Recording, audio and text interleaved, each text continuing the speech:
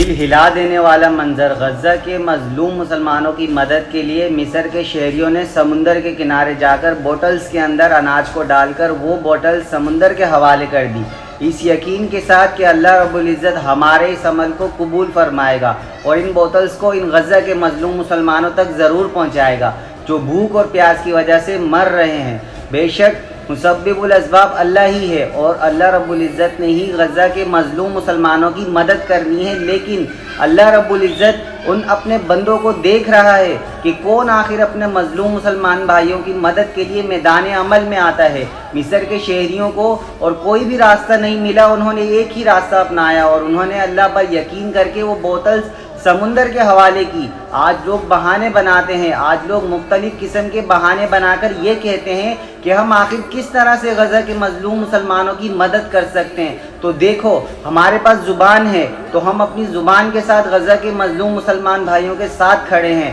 آواز حق کو بلند کر رہے ہیں۔ آپ کچھ نہیں کر سکتے، آپ اتنا تو کر سکتے ہیں کہ آپ ان مظلوم مسلمان بھائیوں کے لیے اسرائیلی مصنوعات کا بائیکاٹ کر سکتے ہیں، ہر اس مصنوعات سے پیچھے ہٹ سکتے ہیں کہ جو ان کے لیے مشکل کا سبب بن رہی ہے، تاکہ کل آپ اللہ رب العزت کے سامنے پیش ہوں، آپ یہ تو کہہ سکیں کہ یا اللہ ہمارے پاس یہ طاقت تھی کہ ہم ان کی مصنوعات کا بائیکاٹ کر سکتے تھے، ہم نے ان کی مصنوعات کا بائیکاٹ کیا، آپ نے ہمیں زبان جیسی نعمت سے نوازا تھا، تو یا اللہ ہم ان کے لیے ہر وقت ہر لمحہ آواز حق کو بلند کر رہے تھے، کم سے کم اپنا حصہ تو ضرور ڈالیں۔ اللہ تعالیٰ ہر ایک انسان کی نیت سے بخوبی واقف ہے۔ انما الاعمال بالنیات، اعمال کا دار و مدار جو ہے وہ نیتوں پر ہے۔ آپ اپنی نیتوں کو تو کم سے کم صاف کریں، اپنے مظلوم مسلمانوں کے لیے دکھ اور درد تو سینے میں رکھیں، پھر آپ اللہ رب العزت کی بارگاہ میں سرخرو ہو جائیں گے۔